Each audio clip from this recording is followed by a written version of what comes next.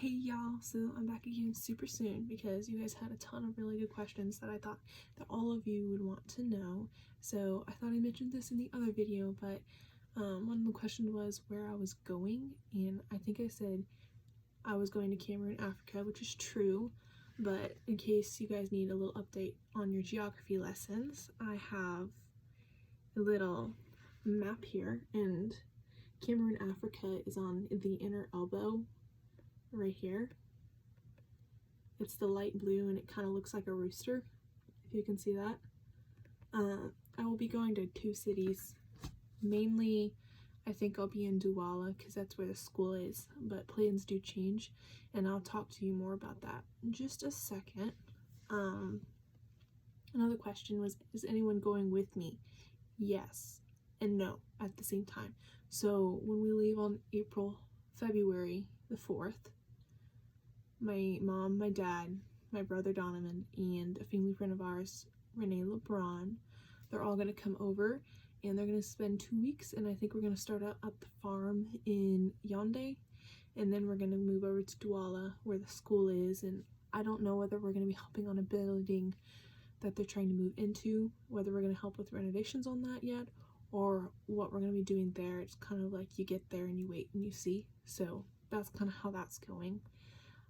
But after the 2 weeks, they'll be leaving me there on my own, so yeah.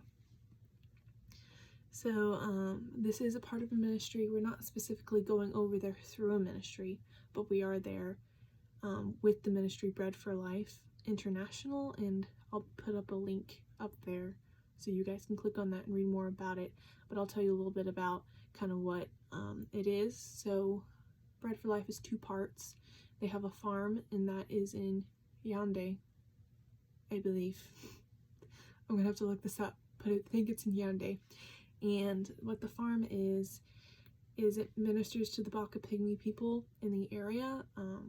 Previously, the men were hunters there, but development came in, and it kind of pushed the men and the families into the villages, and it left them without any jobs, and so they've kind of become impoverished and without food for a while because they can't go out and hunt that anymore. So the farm is there to kind of just help them just know how to grow their own food and how to take care of livestock, and it also provides them jobs so that they can work the land. So that's a really cool ministry out there, and they've just been ministering, and they even planted a church there, and we were able to visit that the last time my family was in Africa about 3 years ago, and we got to see that and have worship there, and that was super cool.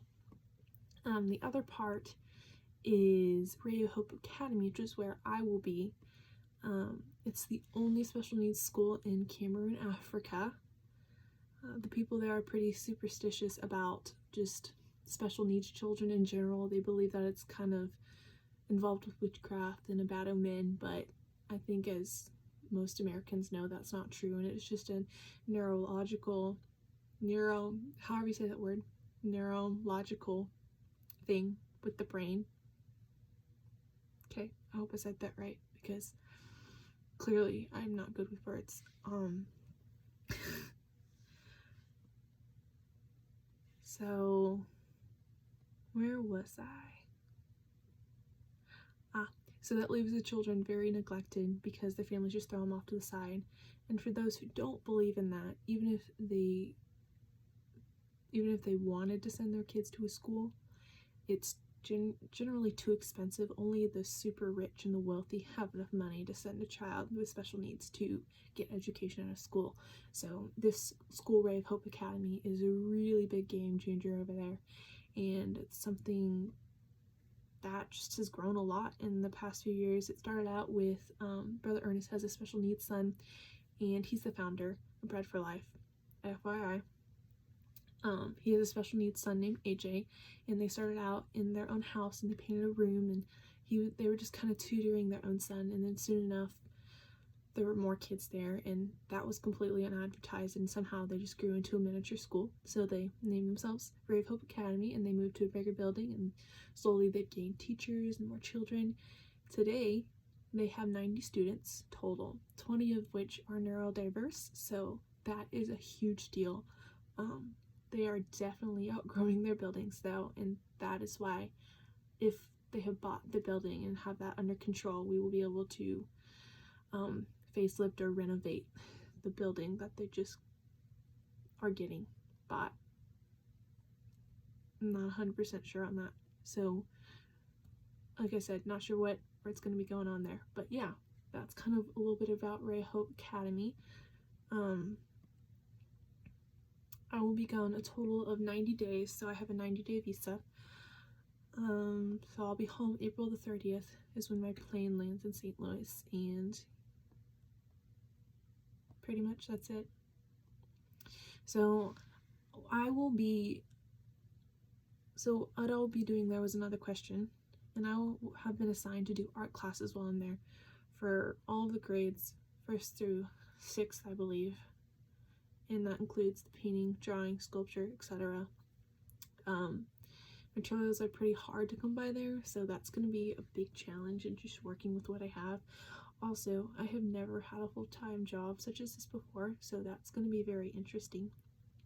It'll be different working with neurodiverse kids as well. So those are all different things that I'm kind of nervous about. So prayers that God would just calm me, because I'm pretty nervous and have a little bit of anxiety, but that's okay, because you know, with Jesus I can do anything, right? So yeah, it's definitely going to be a full-time job.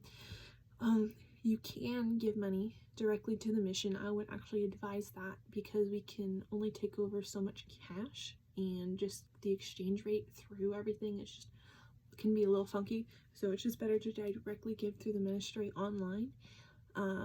And I'll put the link here, and you can either do credit, debit, PayPal, and there's just lots of options and all different types of ministries you can give to, like the farm, the school, and there's other small ministries that aren't necessarily listed.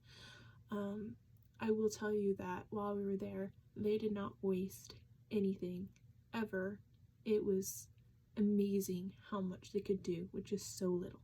And even if you can't give, or you don't feel the led to give, that is perfectly fine, because prayer is so much stronger than money, and it can do a whole lot more than money because God provides everything. So definitely please pray, and if you can give, please give. So yeah, thank you guys, and if you have any more questions, just shoot me messages and I will give you guys updates. Thank you.